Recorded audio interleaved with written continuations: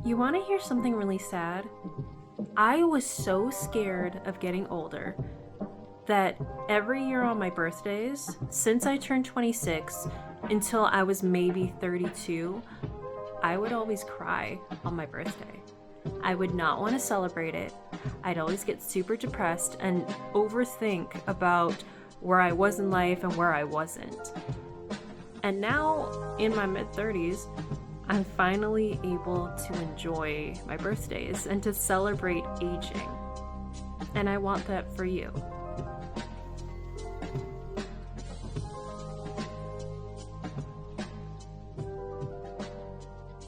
Hello, welcome or welcome back to my channel.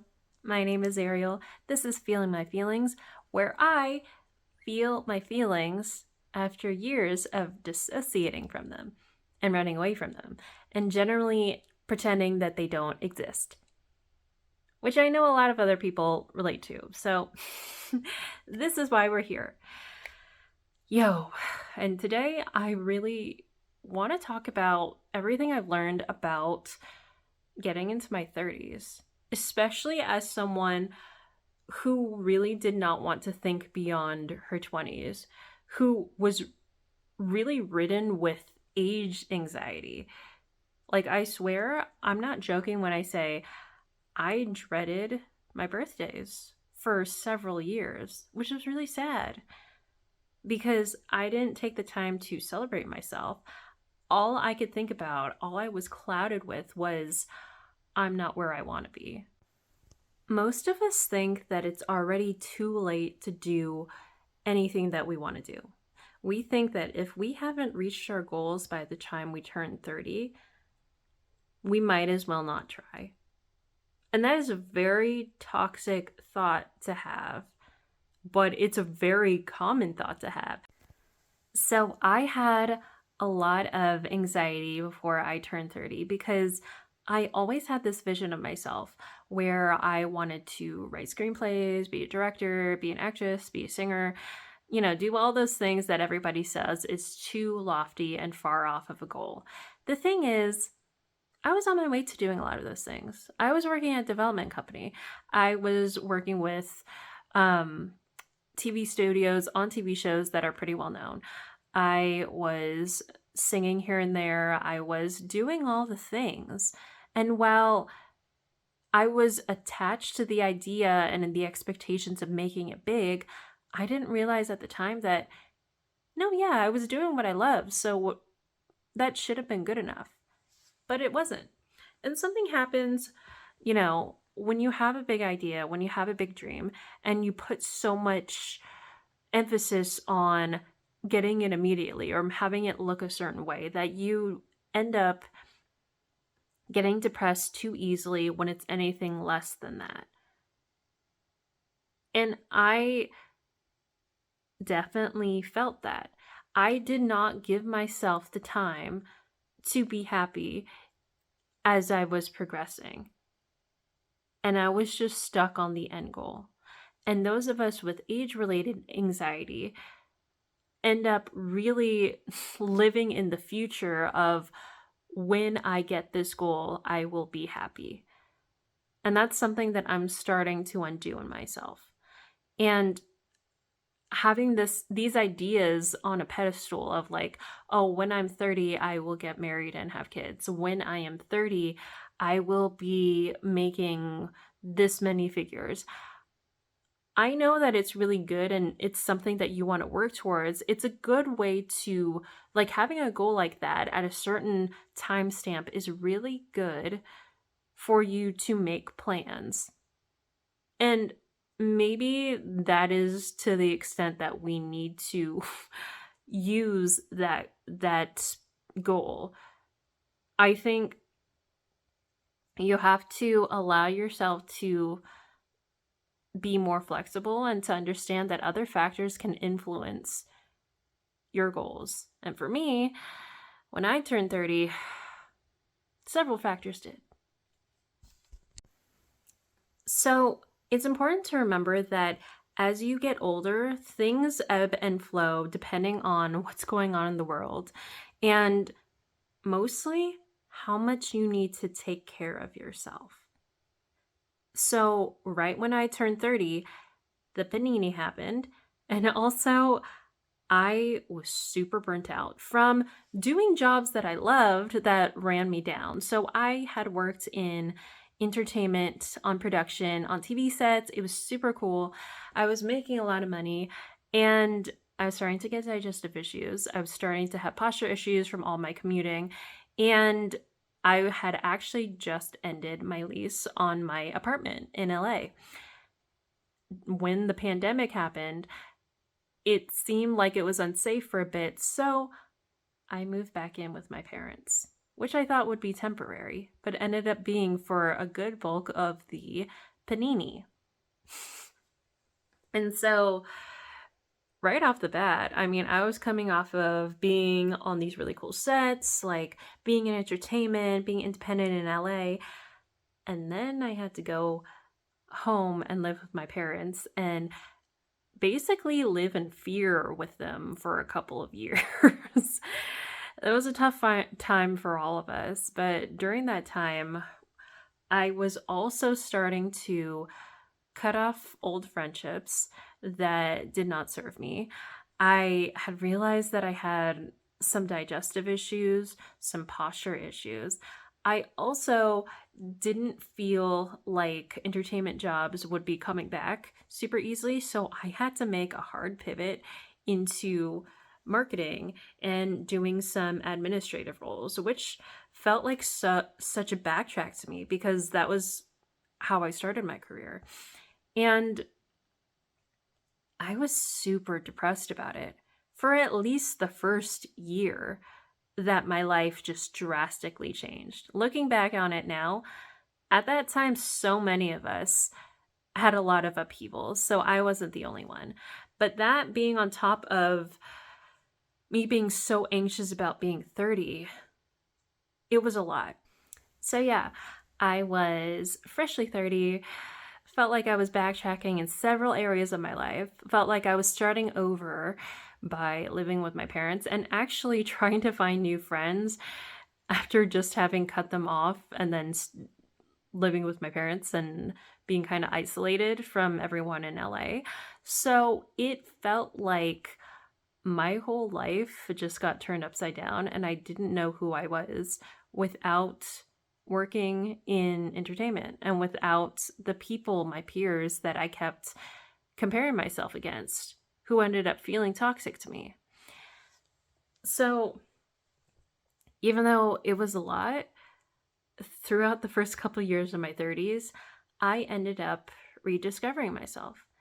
I ended up making new friends at a workplace that was unfamiliar and not exactly the same as what I had pictured I wanted to be at by the time I was 30. I ended up dating and falling in love for the first time in my 30s, which I didn't even expect. I also had to face a lot of my traumas that I was not feeling my feelings about up until that point. And a lot of my 30s, my 30th year, was realizing, oh, I have all these patterns. I have all this unprocessed trauma. I overworked myself in order to ignore that. And I put way too much emphasis on work success as my identity instead of allowing myself to enjoy life. And I kept surrounding myself with friendships and workplaces and relationships that always felt competitive and disingenuous because I had unprocessed feelings and I was not caring more about just what I loved and what would make me happy.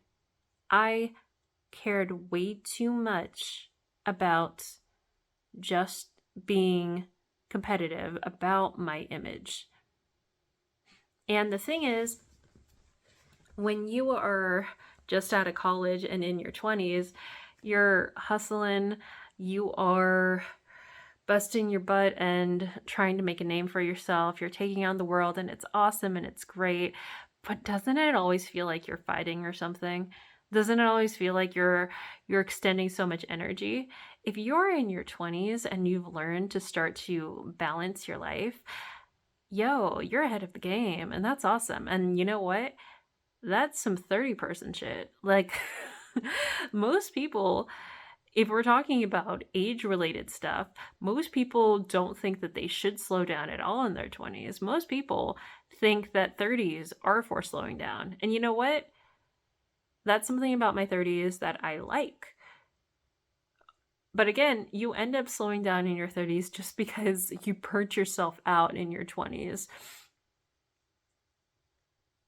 These things aren't necessarily bad, but it's just I'm pointing them out to put into perspective as to where you're putting your energy, where you're putting your emphasis in your life. And all of that stuff culminated is the reason why you're having anxiety about getting older. All the expectations that you have is the reason why we're having all this shame and anxiety about getting older and not reaching whatever goal. And if we took those away, we'd probably be able to live more presently and be happy with our lives and progressively get to those goals in a healthier way anyway. I know that I'm finally getting there. Does anybody else hate the concept of late blooming? If you love it, then I think that's kind of messed up, actually.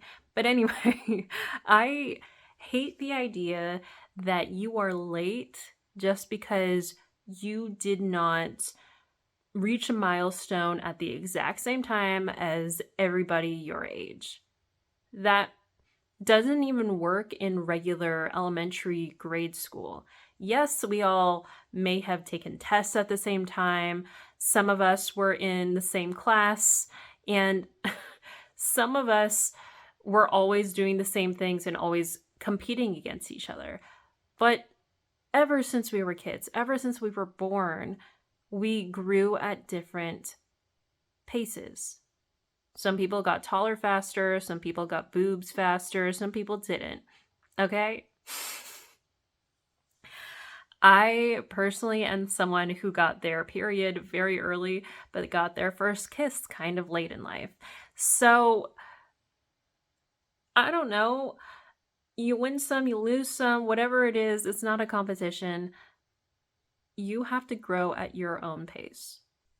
I know that it is really hard to let go of the idea that you need to be going at the same pace as your peers because a lot of us kind of live it's sort of a survival mode that you're constantly in when you are growing up.